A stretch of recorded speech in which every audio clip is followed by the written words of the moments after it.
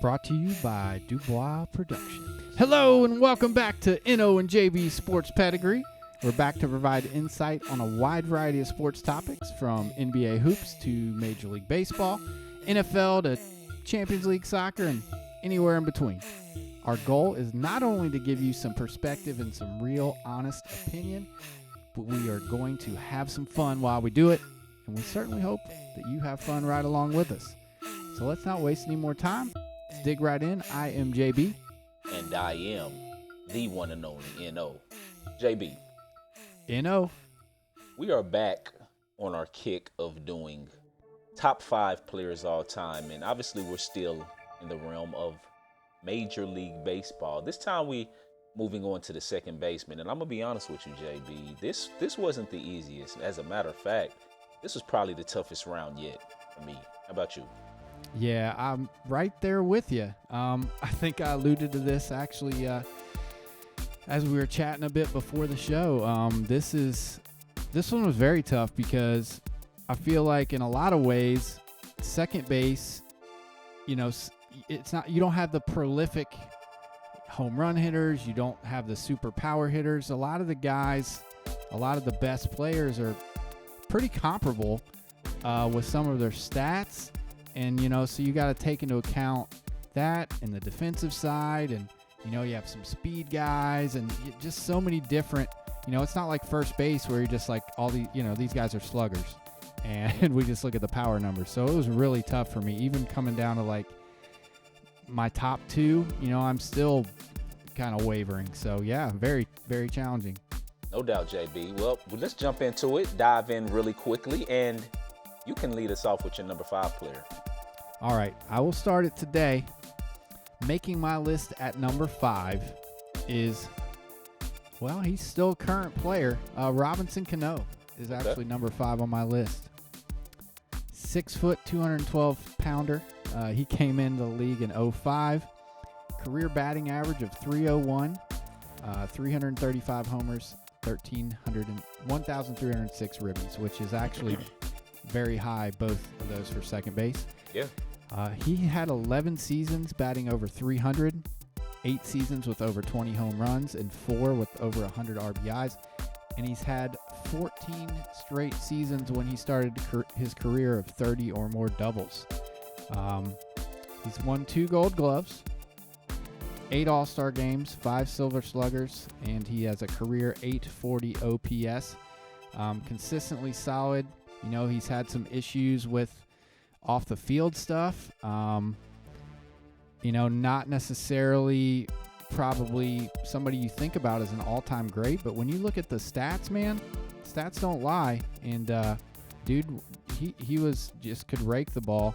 To be honest with you, he may even been higher on my list if he had, won an MVP. I certainly foresee him being a Hall of Famer when he hangs him up, though. There you go. Robinson Cano, number 5 on JB's list. I had a more modern player as my number 5 player as well. Okay. Not as modern, though. Roberto Alomar. He played for a lot of different teams, and I think that kind of works against him sometimes for those who value that consistency. But for me, it was the diversity of excellence is why I couldn't keep him off the list, JB. This is a guy who, he was extremely durable up until his last few seasons. Durable. And he did a lot of things well. Stole 474 bases in 588 attempts, 81%, JB. Had a career 300 batting average, including 336 at the age of 33 in Cleveland. He had 2,724 hits in 17 seasons. And mind you, those last 5 years he played, less than half of the games, right? And he had an 814 career OPS. Back in 1999, he led the entire American League in runs, which means he was able to get on base. And he had 138 runs in that season, which means what? He walked a lot as well. And my favorite stat about Robbie Alomar is that he was a 10-time Gold Glove winner.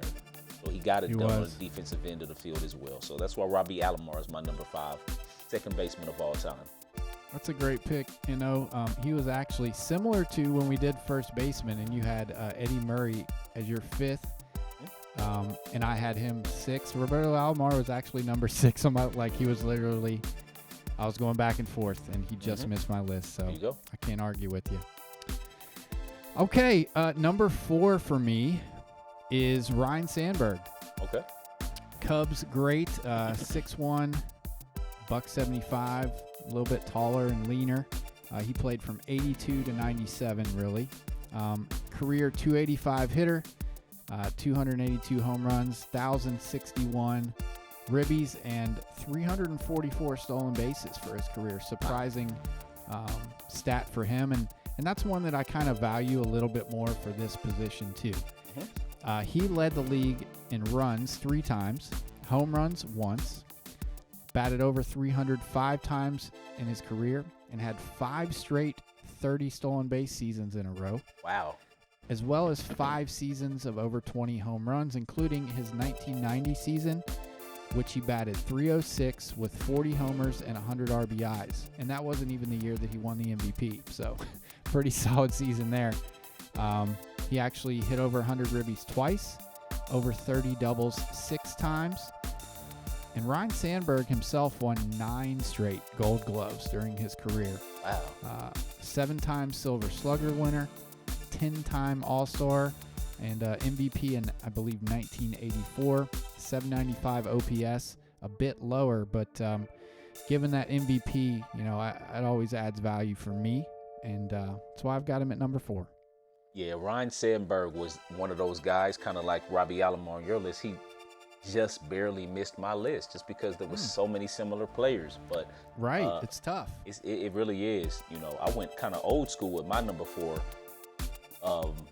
second baseman of all time, and it's Rogers Hornsby, who played from 1915 to 1937. And when you talk about hitting, we're talking about somebody with a career 358 batting average, JB. He had seasons of 370, 397, 401, 384, 424, 403, 387, 380. Dude could flat out hit, you know, and not the best hitters era, right? He won 2 MVPs and led the league in hits 4 times with 218, 235, 250, and 227 hits. JB, this dude had a career OPS of 1,010. You know, yes. Crazy. 301 home runs, 1,584 RBIs. He was a 7-time batting champ, 2-time Triple Crown winner, and he won the 1926 World Series with the Cardinals. You know, he was a very good fielding second baseman as well, but he slid in my list mostly because of the era that he played. And I know a lot of people are going to say you can only play against the guys who you play against and, you know, take those type of things into account. But, you know, for me, it's about the era of the most great players in the entire league. And comparably speaking to those guys, that's why he dropped a little bit on my list to where I think a lot of people probably have him much higher on their list. But he's number 4 on my list.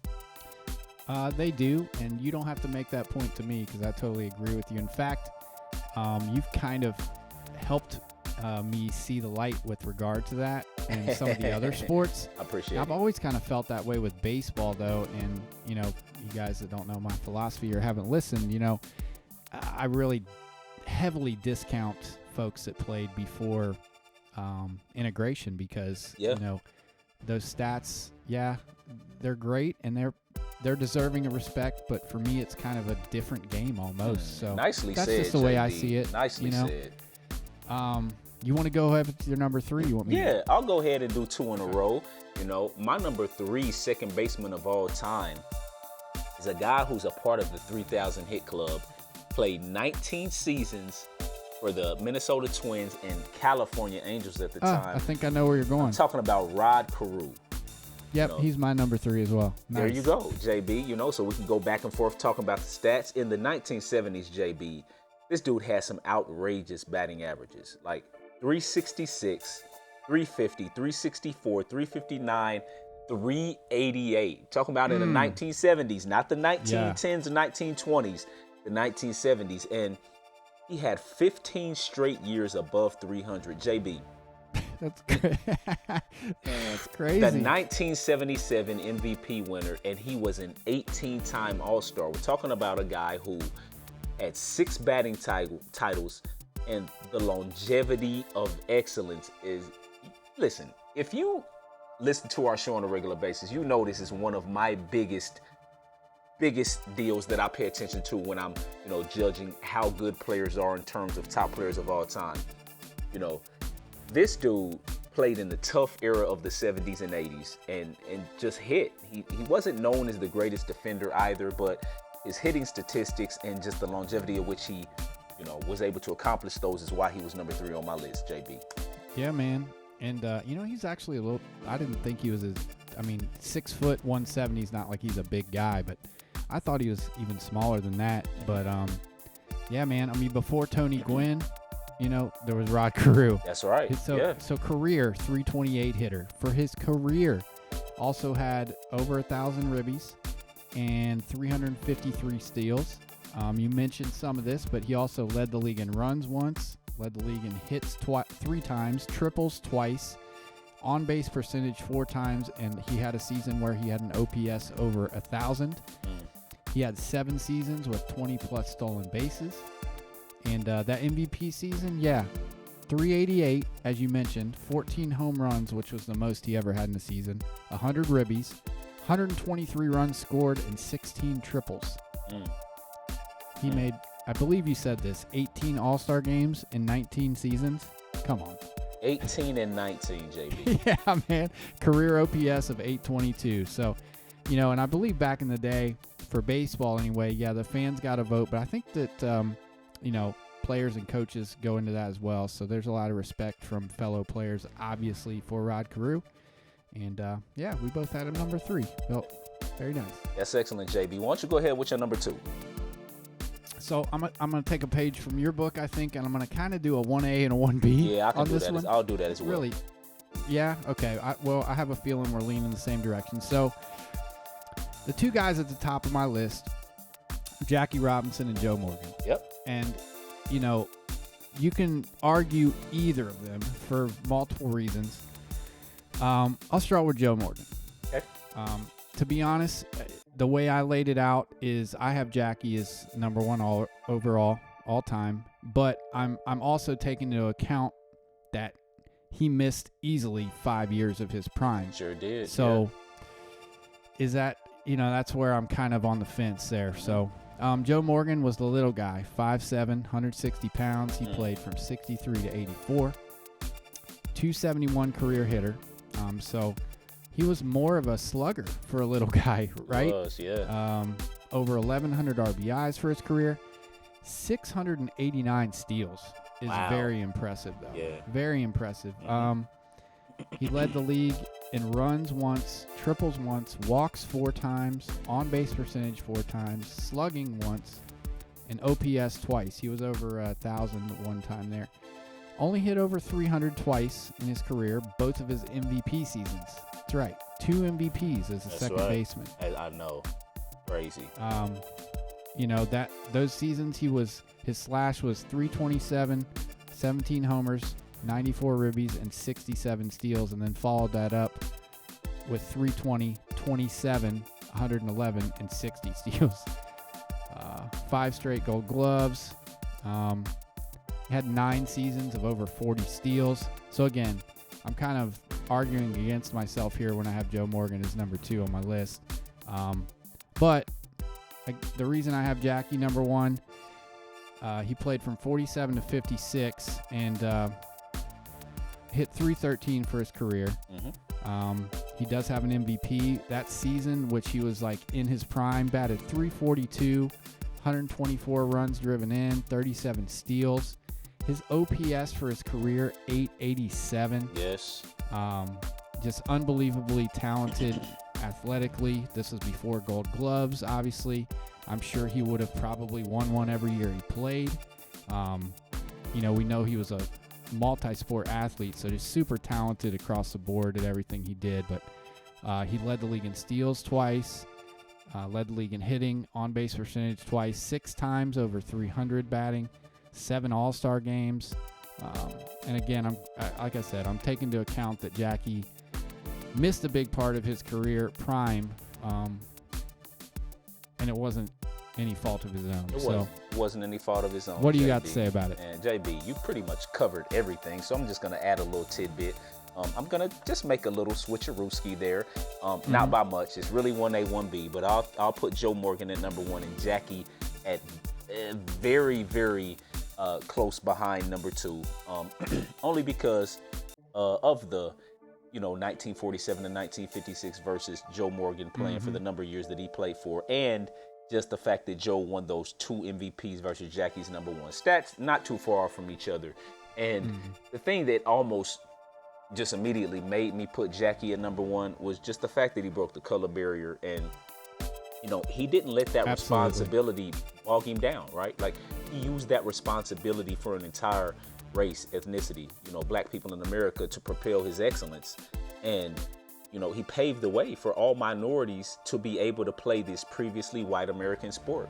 And for Jackie Robinson to have done that, like, that goes far and away above baseball. It goes into just life itself and just opening doors for other people, But yeah, I can't discount that, man. I took really that into account too. The pressure that he was under. Yeah. The amount of just vitriol and just evil that was spewed at him. I can't even imagine. And then for him to play excellently, it's just, yeah. He did, JB. So, man, JB, I actually thought we were going to be much, different on these top 5 second basemen of all time, but we actually weren't. We really weren't. I mean, pretty similar top 3 yet again. So, no doubt, great minds think alike. Of course. A few honorable mentions, and Napoleon LaJoy, Greg Biggio, and Eddie Collins are some honorable mentions who just missed out on my list, and I'm pretty sure they missed out on yours too. Yes, sir. With the dirty helmet. Pine tarred helmet. All right, JB. Let's move on. This next segment, this is a new segment. It's called Forgotten Upsets. JB, you want to explain it a little bit? Forgotten Upsets. So everybody loves the underdog, us included. And, typically watching, you think March Madness, people are always pulling for the upsets. And there's been a lot of famous upsets throughout the years, Miracle on Ice, things of that nature. And we thought maybe that we would touch on some upsets that maybe folks have forgotten about and reminisce a little bit. Maybe some from our, some of our favorite teams as well, and just shed a little light on them. Let's do it, JB. And let me go ahead and kick this one off. My first one is actually a series. My last 2 are games. My first one is actually a series, and I'm, and I'm gonna keep all 3 of these short and sweet. 1994 first round NBA playoff series, JB, between Denver and Seattle. Yes, the Nuggets and Sonics. Oh, that's a good one. The latter team, the Sonics, finished the season 63-19 with the number 1 seed in the West. We're talking about a team who was dominant. Detlef Schrempf, Sean Kemp, GP. I mean, this team was insane. And they went up against the lowly 8-seeded Denver Nuggets in the first round of the NBA playoffs. And they actually, this is back when the first round of the NBA playoffs was best of 5. Seattle had a 2-0 lead, JB. Denver bounced back. They won games 3 and 4 at home before famously winning game 5 back in Seattle, where you see Dikembe Mutombo laying on the ground with the ball in his hands. A close, low scoring last couple games of the series. What allowed Denver to make the comeback was just the balanced scoring attack. They had a very balanced team and extremely balanced. Reggie Williams, LaFonso Ellis, Robert Pack, Mahmoud Abdul-Rauf, Rodney Rogers, and yes, the young finger wagon Dikembe Mutombo. A very deep team, and they played defense, and they believed in themselves. And wow, it was a crazy series. The 1994 Denver Nuggets, my first forgotten upset. That's a good one. I remember that one well. Now, question though, was that Antonio McDyess not on that team? I don't think Antonio McDyess was there yet. Yeah, I think Antonio McDyess was still. Okay. I'm pretty sure he was still a college player. Yep. Okay, that's a good one though. Well done. Way to start it off. I'm also going to start off with the series. How about that? This is going to be in baseball though, and it's my Cincinnati Reds 1990 sweep of the heavily favored Oakland Athletics. Sweep upset. How about that? So the A's were, nobody gave the Reds a chance going into that, even though the Reds led the division from start to finish for the year. The A's, defending world champions, come in. They got 2 20-game winners, right? Got the Bash brothers, McGuire, Canseco. Got Ricky Henderson, Dave Henderson. All these dudes are studs, all-stars up and down the lineup. Dennis Eckersley, what have you. Well, Reds were not intimidated, and a lot to do with the type of guys that they had in that clubhouse. You know, the Nasty Boys. Remember Rob Dibble and Norm Charlton and all them? Yeah. And they were really kind of the leaders of that mentality. First inning set the tone. Dave Stewart on the mound, and Eric Davis just yaks him. And Reds go on to win that first game 7-0. Never looked back. A's didn't really sniff any wins. Jose Rio dominating on the mound. So, yes, a very forgotten upset. Because, again, the Reds swept them. You may not think of it as an upset, but it was. So I remember that. We're going to call it a sweep set. Sweep set. Oh, we just coined a term. Yes, there we did. Go. Sweep set it is. Sweep, upset, sweep set. That was. I'll never forget that one, JB. Okay, let's move on to the 2012 NCAA tournament, which saw Norfolk State play against the Missouri Tigers, who, if you remember the 2012 NCAA tourney, or just the regular season for college basketball, everybody thought that Missouri was underseeded as a 2 seed. You know, they were a very guard-oriented team. They had the Pressey brothers, Dixon, and a couple other really good players. However, small guards, by the way. However, on this day, Norfolk State, they hung around with the inside play of Kyle O'Quinn. You know, remember, they didn't really have a banging big man, and they had to go up against 6'10", 6'11" Kyle O'Quinn. And the Norfolk State Spartans also had big guards as well, with Pendarvis Williams. I'm pretty sure he was like 6'7". They had a couple other tall guards, and they were able to shoot comfortably over the top of the smaller Missouri squad. And they kind of hung around throughout the course of the game, gained the fans. You know how that works. I'm pretty sure they were playing in Kansas City, so all the Kansas fans were there. And, they're going to root against their Big 12 counterparts. They want them to lose. And it got close late, and Norfolk State got it done. 86-84, 15 seed, one of the few 15 seeds over number 2s in NCAA tournament history. And I was watching the game, and I'll never forget it. I was going crazy for Norfolk State. Nice. That's a good one, man. Hey, I'm going to stick with some college hoops, though, for you. I'm going to go a little bit farther back to my junior year in high school, the 1998 Great Alaska Shootout Final. You may remember this one. I certainly do, because it was when my Bearcats beat the Duke Blue Devils. The number 1 ranked the Duke Doob Devils. Duke Doo Devils. So Duke at the time had William Avery, Elton Brand, and your boy from Alaska, Trajan Langdon. Trajan Langdon, yes, sir.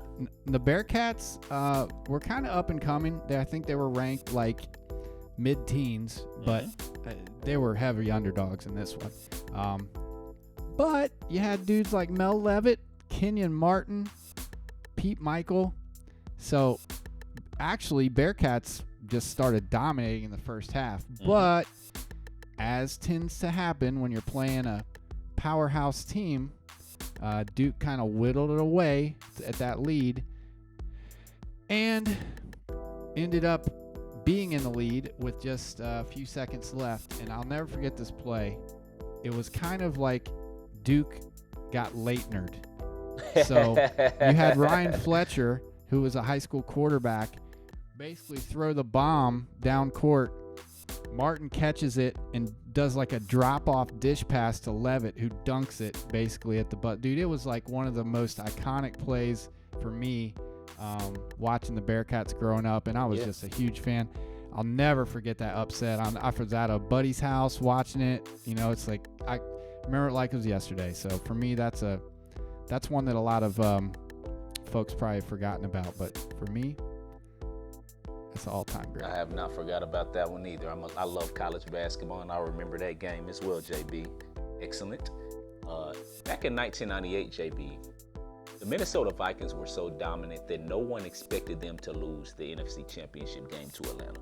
In fact, the Atlanta Falcons were 11-point underdogs, JB. The 15-1 Vikings, 15-1, had a chance to win it late in the fourth quarter of a straight up back and forth game. But do you remember Gary Anderson missing his first and only kick of the season? Oh, man, I do. That's First brutal. and only. We talking about the Dirty Birds, JB. 27-27 in OT. They got down close, playing on the road, crazy Metrodome. You know, if y'all remember the Metrodome back out in Minnesota, that stadium used to be loud. And they got a 38-yard field goal from Morton Anderson, and they won it 30-27 to advance to the Super Bowl, where they got, stomped by the Denver Broncos. But they got handled. They got handled, but they were there, and they were able to achieve this crazy upset over the Minnesota Vikings, who everybody thought was going to win. Yeah, man, I can relate to Vikings fans in a big way. Being a Bengals fans, they've had some heartbreakers over the years, and they were certainly favored to win that one. Yes, the sir. Dirty Birds, though, ATL. Jamal Anderson. Oh, that dude, yeah, he wouldn't bring him down very easily. Chris Chandler was a solid QB too. He was. Wow, forgot about Chris Chandler. Goodness gracious. Andre Rison on that team or no? I think that might have been Andre Rison. I think it might have been. Yes, sir. Yeah, we might have to look that up. Yeah. My last one, different sport, and maybe a bit of a stretch as far as being forgotten, but how many of you guys remember one Buster Douglas upsetting one Mike Tyson back in 1990? My God. Why they do Talk that? about a huge upset. Yes, sir. I mean, 42-1 odds. Dude, nobody in their right mind in the world would have picked Mike Tyson to lose this fight. Like, seriously, who bet on Buster Douglas? Except maybe Mike Tyson. I don't know. But oh Lord. Yep. But I tell you what, man. Got knocked out and got paid. Nah, we not gonna put that. We not gonna in the put that 10th round. Yes, sir. Anybody that was around watching sports at this time, or you may have forgotten, but you definitely remember where you were when this happened. Undefeated and undisputed heavyweight champ was knocked out in the 10th, and nobody saw it coming. Yeah, nobody saw that coming. Nobody saw that coming. So that was a crazy upset. You got anything else about it, JB? No, that was it. I mean, that was one that I kind of, I started doing a little research to find some that might be intriguing, and I'd be honest, I'd kind of forgotten about it, and I was like, oh wow, that's a big one. That is a big one. That is a big one, man. Actually, some fact checking real quick, JB. Yes. As we go back one to the Atlanta Falcons 1998 roster, their starting receiving core, Andre Rison wasn't on the team. They had Tony Martin and Terrence Mathis, both low. Terrence Mathis, gotcha. Both over 1,000-yard receiving seasons that year, and their number 3 receiver was the speedster Tim Dwight. He was a youngster. Yep. Okay. So that was post Rison. Yeah, Rison was more early. Okay. Also, that Denver Nuggets team, I forgot about somebody in that depth. They had young Bryant Stith, who was a double-digit scorer, and I didn't even say his name. Yeah, man. That dude could fill it up. I remember him. Yeah, Bryant Stith was a solid player. So there you have it, JB. All right. Good segment. Forgotten upsets. JB, let me jump it off for my personal segment real quick. All right, sir. Some of my friends ragged on me for publicly posting how I wanted the Phoenix Suns to match the Pacers signing sheet and retain DeAndre Ayton. And I'm puzzled as to why, JB, them or anyone think a lane-oriented big man is worth a max deal. It's, kind of similar in my view to giving a running back a long-term contract.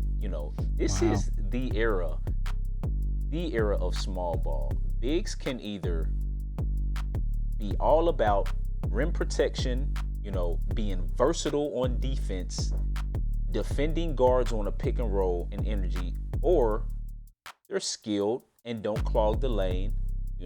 They shoot jump shots. They're able to score in a variety of ways, right? When you don't really excel in 2022 at either of these responsibilities, at either of these style of players, you can't be a max contract player. And I'd actually argue that your value is even lower than it may seem. The perimeter game is really about taking threes, This game, this 2022 NBA game, just overall, it's about taking threes, right? Driving, kick, guard play, ball movement, having space in the lane, 4 men being 3-point shooters, 5 men being 3-point shooters. Max contract players, JB, don't get benched in game 7s because they can't handle the small ball variety of basketball. Let me repeat that, y'all. Max contract level players don't get benched in game 7s, Phoenix versus Dallas. The coach will swallow his pride for someone that he needs on the court. And there's a lot that has been going back and forth between DeAndre Ayton and Monty Williams, and how it was a lot of personal issues going on between them that, caused him to bench DeAndre Ayton in game 7. But hey, let's be real about it. If DeAndre was getting it done, none of these problems would have mattered, right? Exactly. Let me add this, JB, and I firmly believe it. The idea that losing a player to free agency for nothing, right? There's this idea that if you have a young quality player and you lose them for nothing, it's always a bad thing for a team. It's a crack of nonsense to me, and I'm going to tell you why. For one, you're going to save money. And sometimes, especially in this occasion, this player isn't conducive to you winning long-term with. I think the Phoenix Suns made a decision that was more based on kind of reputation and how they would be viewed if they didn't re-sign DeAndre Ayton versus the direction that they really wanted to go in. Yeah, because based on what I saw about it, they can't even trade him now. Exactly. For a certain amount of time, which I know was kind of something they were considering trying to do. So yeah, it's kind of weird that they wouldn't make him an offer and then somebody else does. So yeah, kind of weird. Yeah, it's really weird that you're in game 7 getting benched and now your team suddenly wants to give you all this money. Yeah, it's really weird. But hey, good stuff, man. Good insight. I'm gonna take it back. A couple weeks ago, I had a player on our Name That Player that I was kind of, we chatted about, and we're kind of curious maybe what was going on now, and that's Albert Bell.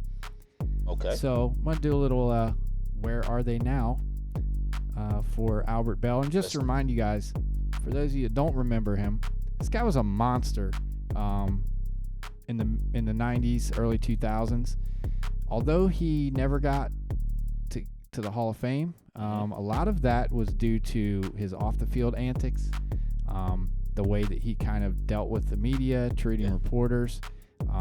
He was in rehab a couple times, got in trouble for stalking his ex-girlfriend, alcoholism. So just throughout his career, he battled a lot of things. But there's no doubt the dude was an amazing baseball player. He actually was the first player to hit 50 homers and have 50 doubles in the same season. He got a runner-up for MVP a couple times, once behind Mo Vaughn. Remember that dude? Second in batting titles a lot of years. He's one of 4 players ever to have 8 straight 30 home run and 100 RBI seasons. 8 straight.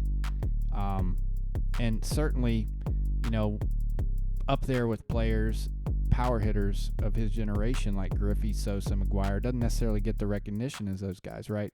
And again, a lot of that is to do with his off-the-field stuff. First player to sign a $10 million a year annual contract. So, again, no disputing the guy's talent, and just kind of curious what happened to him. And you know what?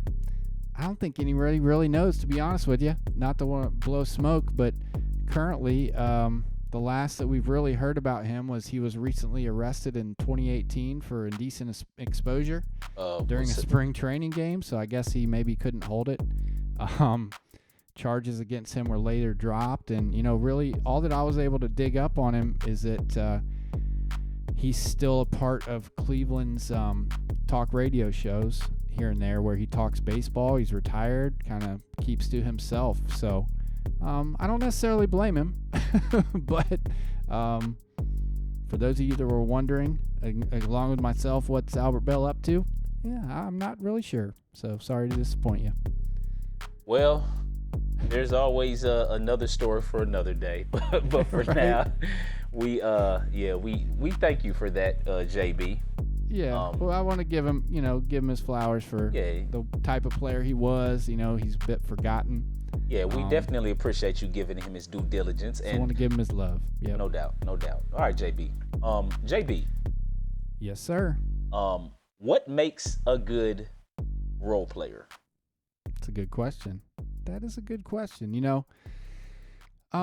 Similar to some of the what makes a good segments that we've had in the past, I've got a little acronym. This time it's CADS for me. Okay, let me run through that for you. So, and this is, you can define a role player quite a few different sports, maybe a little bit differently, but I think that ultimately, regardless of the sport, somebody that has a specific role to play on your team, they have certain characteristics that you're looking for. And the first one for me, the C is coachable. And I think that's, to be honest, that's a pretty generic statement, because I feel like that's important for any athlete or anybody as part of a team, is to be coachable. But specifically, if you're designated as a certain role on a team, you have to be willing to accept that coaching, to understand what your role is and be put in a position to help your teammates. So you got to be willing to accept that coaching. Second would be being adaptable. I think it's important for somebody in that in a position to be a role player that you have to be willing to change potentially what you want to do, because it's not about you, it's about the team. Yeah. So, for instance, you can look at an example of a basketball player, maybe in college, maybe they were a high scorer, led their team in scoring, but they get to the next level, maybe they're not as big, or they're undersized, and so they've got to change the role that they play to be successful. So they have to be able to be adaptable. I think what you see across any sport, with guys that are successful being role players, is aggressiveness. You can say intensity as well. I think that's important. For me, I think of a guy like Bruce Bowen stands out, as a kind of a epitome of a role player that just brought it defensively. He would try to get in guys' shorts, 3-and-D guy. That's what I think of when I think of him. So aggressiveness really is a big part of that style of game. Dependable. You got to be able to fill that role and know your role and fill that role day in, day out. And lastly, you have to be supportive. I think most importantly, it's being unselfish and being supportive of your teammates and supportive of the coaching staff. And, a lot of times I think role players get undervalued. Everybody looks for, in basketball, you got all the all-stars. Look at what happens to teams that don't have proper role players and they just have 3 all-stars. Similar to baseball. Why can't the Anaheim Angels ever win with maybe the 2 best players of their era? It's because there's something missing there, and they don't have those pieces to make the whole pie. So there you go. That's my kind of definition. What do you got? It's a great team to parallel it with Anaheim Angels. CADS, coachable, aggressiveness, dependable, supportive. Nicely done, JB. I'll define role player as someone who has a very specific skill set and is firm in their understanding of mastering that aspect of the game. That's a good role player, by the way, not just a role player. So number 1 is being confident in that skill set, right? That's defined by your coach / team. Not trying to step outside of that too much because you want to please your ego, right? You got to be a team player. Role players are selfless, JB, and are quite pride-free in their craft. Role players are passionate about the team before themselves and fully understand the definition of humility. Good role players can be in that position because 2 things, generally. Their deficiencies as a player, which limits their game, or because of team need. right? There's really good players who turn into role players at times because that's what the team needs them to be. Now, whether they accept that role or not defines whether they're actually a good role player or not. Everyone can't be the star, and a lot of guys don't understand this, right? No matter how good these fellas think they are, or ladies, everyone can't be the star. You must sacrifice for the sake of the team, and this is why we have so many teams who appear, to be a team full of great players, and they don't really succeed, right? They don't have a really good record. Finally, Lakers. Oh Lord, finally, JB. How does a player become a good role player? It's simple. The coaches must assign specific roles, or else there's going to be chaos. The roles assigned must be clear, and also allow the athlete to know what it takes individually for them to be successful and how it will benefit them thereafter. I hear stories all the time about coaches who have these great players at the high school, college level, every level of basketball. But, being a high school coach myself, I'm hearing stories about, all these great players, but nobody's commanding, and defining the roles of specific players, and it's just chaos at practice every day. And then the team, they might win one game because they just outplay other team talent wise, but then they'll lose to an inferior opponent. Got to define roles, coaches, and players also have to want to be role players. So there you go. Nice, man. When you reference basketball, of course that's the first sport I think of right, when I think of role players. Of course. And while you were talking, somebody came to mind, Ron Harper. Think about when he was with the Bulls. Dude, he probably could have scored 25 a game. Yeah, he was a good scorer. Certain points of his career, super athletic, but he understood what was needed for that team, and he took on that role. So, yeah, man, good stuff. No doubt, JB. No doubters. Okay. You know what time it is, JB. Oh, yeah. Let's get a little sports dichotomy going. What do you think? Let's do it. Sports dichotomy. We ask each other yes or no questions, and we give simple answers to complex questions at times, right? At times. At times. JB, I got about 11 or 12 of these. I'm going to let you jump it off today. Okay, here we go. Zion Williamson will play a full year and have an all-star level season next year. Next year? No. NO's optimism about the Reds after the 5-game winning streak was doing too much. Yeah. Oh, man. Yeah, you're probably right. Sorry. Brittany Griner's punishment is warranted. I'm going to say yeah. All right. Getting a ring for winning the NBA Summer League, it's the Blazers. They went 4-1. Yeah, 5 games. Is a participation trophy, JB. Yeah, it is. Baker Mayfield is an upgrade from Sam Darnold.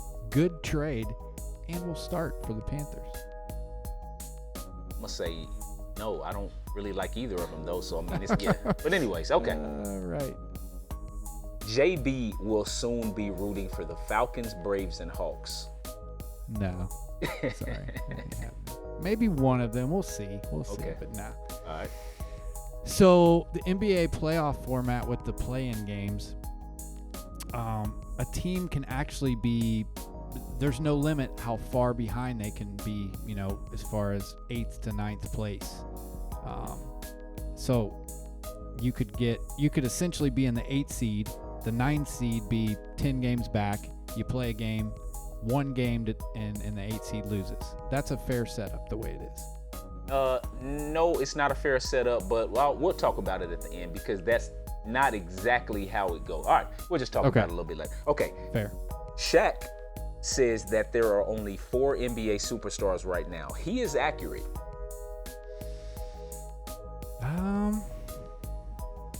Superstars? Yeah. I don't know. I'd have to. Yeah, I'll just say yes. It's Curry, Giannis, KD, and LeBron. Those are the 4. Yeah, probably. Okay. Coaching flag football is easier than coaching high school basketball. Not even close. Yes. Absolutely. The word superstar itself is grossly misused. Absolutely. Mm-hmm. With the return of Kawhi Leonard and addition of John Wall, the LA Clippers are title contenders next year. I'll say yes. Okay. The Arch Manning hype is mostly due to his family name. Yeah, most likely. Okay. The Cincinnati Reds will not finish last in the NL Central. Yes, they won't. No way. Okay. They'll pass up the Cubs and Pirates. The Bengals will make it to the Super Bowl next year and go back-to-back Super Bowl appearances. You know, I know what the odds. Yeah, sure. Okay, Yep. You got to, JB. Yep. Got it. Got to. Going all in. So, sticking with football in the Central, everyone's making a huge deal out of Lamar Jackson not being listed as a top 10 quarterback. He's actually not a top 10 quarterback, though. Precisely. Yes. Not to me. Okay. The Suns will regret matching the Pacers' offer sheet for DeAndre Ayton. Yeah, I think they will. Major League Baseball allows players to be drafted right out of high school. Additionally, if these athletes decide to go to college, they have to stay in college for at least 3 years. This system works well and should be adopted by the NBA to alleviate one and done. At least have a 2-year max mandatory. Yeah, why not? Yeah. All right. With college athletics realignment going on, the Big 12 and Pac-12 will join together. Yeah, sure. They're saying that, JB. That's they're crazy, saying. Man. Yeah. I don't even know what to think. Yeah. Juan Soto turned down a 15-year, $440 million contract. He crazy. Cray. Beyond cray. But in a weird way, I don't blame him. All right. Right. An NBA center who isn't considered above average at altering or blocking shots around the rim really isn't a big man. Yeah. Yep. The New York Knicks would be smart to make the trade for Donovan Mitchell. I'm going to say no. Kevin Durant will end up in Miami. Jeez. I'll just say no. Okay. NO considers NASCAR to be a sport. Yeah, it's a sport. Okay. I don't know how, but it's a sport. I wasn't sure where you're going to go with that. JB, we got to go back for a second, too. Yeah. School me on the play-in real quick. The play-in game, basically, it's like this. You know, it's only slightly off from what you said. So, isn't it? It's still unfair because, okay, let's say that 7 seed is like 45 and 37, right? Mm-hmm. That 8th seed, let's say they're 43 and 39, but that 9 and 10 seed are like 35 and 47 and 31 and 51. The 9 and 10 seed play against each other first. Then the winner of that game gets to play against. They get the opportunity. I got you. Right. So basically, as the 7 or 8, you have to lose. You if you're the 9 or 10, you have to lose twice. You got to win twice. Right. But still, like I think I heard somebody discussing when they did this first, when they had the COVID year. I think they had you could only, if you were more than 4 games back, you weren't eligible. Like you had to be within a certain distance. I think that would be fair. Yeah. Now it's, if somebody's like 20 games behind, like, come on, Yeah. No doubt. Yep. All right. Well, fun as always. What we got coming up now? JB, you know what we got coming up. Come on now. We're going to go JB's Justification. JB's Justification. It's to end out the show as we go back and forth week to week between No-Nos and JB's Justifications with our kind of newer style. We keep some of it the same, though. First, I'm going to ask JB a personal question. Then I'm going to put a minute on the clock and allow JB to justify his side of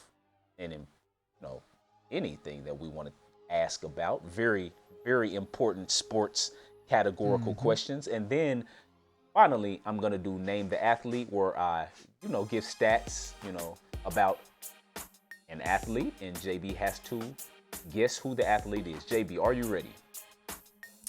I'm ready. Okay. For the personal question, JB, what sport or sports does JB think breed the most toughness and why? Wow.